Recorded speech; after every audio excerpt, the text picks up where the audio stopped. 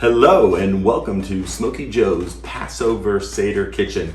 Hoping that you are looking forward to the Seder with your family and, God willing, even some friends. So we're going to start off with the classic chicken soup for your Seder.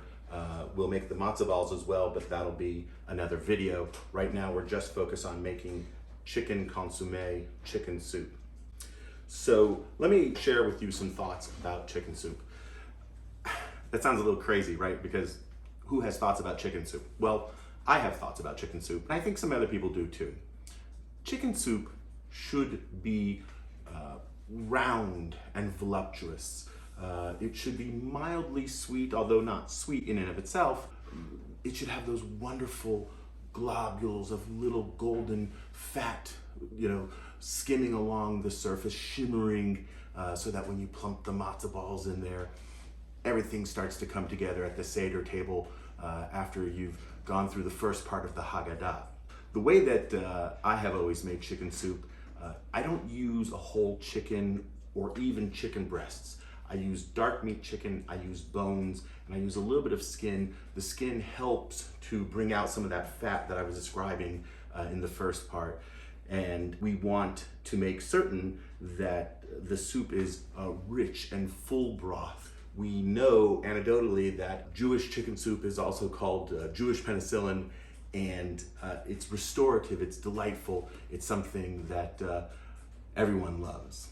So let's begin.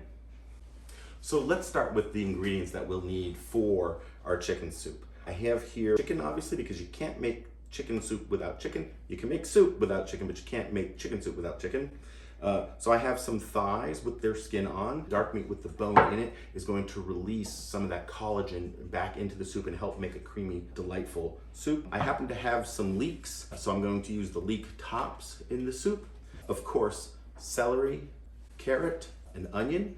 And for herbs and spices, I'm going to use some bay leaf, and some parsley, and some thyme. And of course, we'll need salt and pepper for the end when we finish it. I'm gonna start everything off in a large pot. I have a gallon of cold water. So we're going to start making our chicken soup with cold water. I'm just gonna put our chicken parts into the pot. Okay, I have the whole back from the chicken. Now the back itself doesn't have a lot of meat on it, so it's the perfect thing to use for soup. I've got about 2 pounds of chicken parts to 1 gallon of water, okay? And now I'm just going to take my onion and I'm going to make a slit in it on each side. And I'm going to slip those bay leaves in there like that. And that's going to hold them into place. And I'm going to drop that in, the whole onion with the skin on it. And I'm going to chop up my leeks into about 3-inch parts. And that goes in the pot. And the same thing with these vegetables. Now, I'm gonna put in a whole bunch of parsley and some thyme. Do you have to tie them up to make a bouquet garni? It's lovely, you can do that if you want to, but because we're going to strain everything anyway, might as well just throw it all in. Don't need to trouble with the extra work. So as you can see, we've got everything in the pot and it's a beautiful montage. The trick with the chicken soup is you're going to let it simmer. Never let it boil. You're gonna let it simmer for approximately 1.5 hours to 2 hours, starting off again with cold water. So our chicken soup or our chicken consommé is coming along very nicely.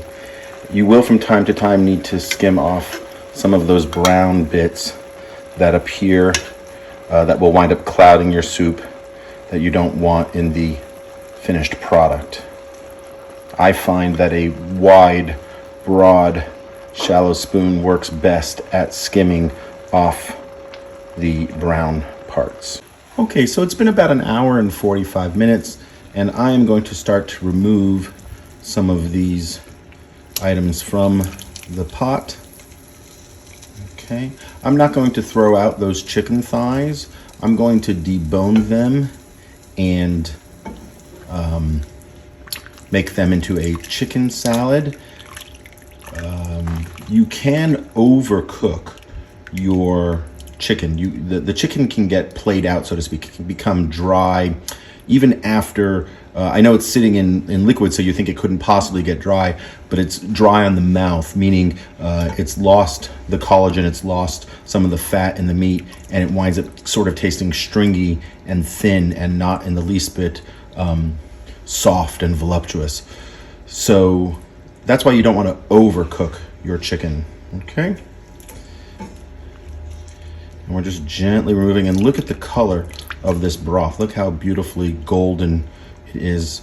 I'm going to strain it as well, and then you'll see what a nice rich color it has. And already I think you can see what a beautiful golden color it has. So it's day 2 of our chicken soup, and I want to just show you what real chicken soup looks like. Can you see those little globules of fat floating on the top? That means that this soup is real, authentic chicken soup, made with parts of the chicken, made with some skin, not made from a powder. Okay, and that's a really important distinction, because soups that are made from a powder have a somewhat chemical and ultimately a thin mouthfeel. But soup, authentic chicken soup that is made well with a little bit of fat in it, has a wonderful, voluptuous mouthfeel. And now we're going to add our celery and carrots to this and turn it into a real chicken soup. I like my carrots and celery finely diced, and as you can see, I've already got them cut up, and here they go. They'll need almost as much time as the matzo balls do to become soft and tender, but they'll contribute greatly to the overall flavor and enjoyment of the soup.